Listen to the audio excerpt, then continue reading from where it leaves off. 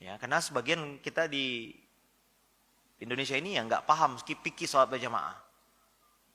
Ya, imamnya dorong-dorongan.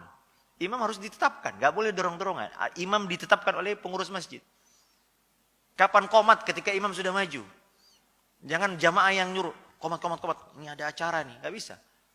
Imam yang punya hak kapan boleh qomat, kapan tidak qomat. Kalau qomat masih sedikit, kata imam, bentar. Imam yang punya hak. Ya.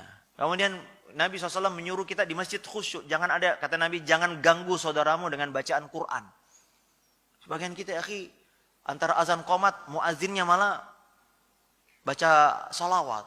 Kita mau sholat sunat terus gimana? Jadi saya memahami ada sebagian orang nggak nyaman itu. Karena pelaksanaan sholat berjamaah belum sesuai dengan syariat Islam. Belum lagi kadang-kadang 1 jam sebelum azan, mikrofon udah ngaji, Pak. Ya, jam 4 subuh udah ngaji tuh. Gimana orang mau sholat tahajud di rumah? Ya, kemudian habis subuh ngaji lagi, Pak, mikrofon.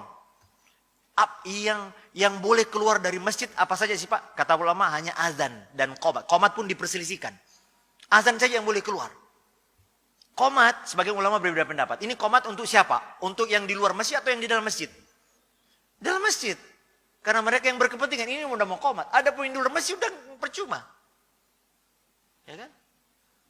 Tapi di Indonesia 1 jam sebelumnya. Sesudah sholat, mikrofon juga.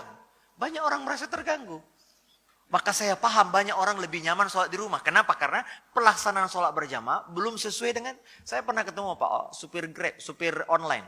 Orang non-muslim. Dia bilang, Pak Ustadz, mungkin karena saya dijemput di masjid. Menurut kami Islam ini agama berisik, Pak.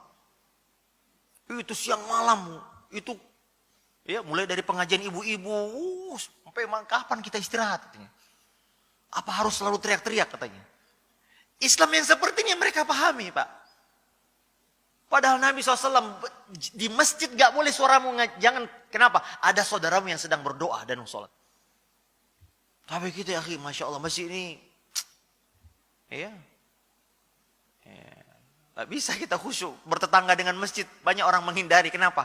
Berisik, Ustaz. Saya ketemu ada seorang pilot. Ustaz, saya pindah nih. Saya punya bayi, tapi jam 4 udah corong masjid itu keras banget. Habis maghrib sampai isya corong. 20 menit, 30 menit sebelum azan udah ngaji, keras banget. Kita kalau ada tamu gak bisa ngapa-ngapain. Istrinya komplain ke pengurus masjid, Pak, tolong dikecilin, Pak. Bapak, ibu ini Islam atau setan katanya. Suara ngaji kok gini. Ya gimana, orang mendengar Quran kan ada saatnya. Tidak setiap orang harus diperdengarkan Quran. Maka berusahalah kita melaksanakan sholat berjamaah dengan baik, Pak. Saya di masjid dekat rumah saya pernah dijemput oleh salah satu supir yang ya belum ngaji gitu. Tapi dia bilang, Ustaz, saya setiap sholat di masjid Ustaz dekat rumah itu kayaknya lebih tenang. Lebih khusyuk. Kenapa? Orang habis sholat, habis azan, tenang. Semuanya sibuk berdoa masing-masing. Gak ada yang ngobrol. Terus sholatnya rapat, nyaman. Bacaan imamnya, Masya Allah, kayak Ustaz kita tadi, enak, nikmat. Gak terlalu lama, juga gak terlalu cepat. Nah yang begini, itu fitrahnya orang awam nih. Orang awam dia, Pak, supir. Nah ini ada orang sholatnya cepat, Pak. Kadang-kadang kita, Pak, sholat berjamaah cepat, tapi zikirnya lama. Doanya panjang. Ini salah kaprah. Harusnya ketika sholatlah kita sungguh-sungguh berdoa.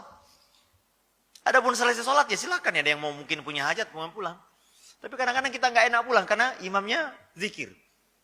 Dianggap kalau pulang dianggap wah ini orang munafik nih, orang belum selesai. Padahal kita mengikuti imam hanya selesai setelah salam saja. Pas setelah itu silakan. Walaupun yang abdal kita bertiga, tapi kalau ada hajat, ada tamu, ada apa, silakan tinggalkan.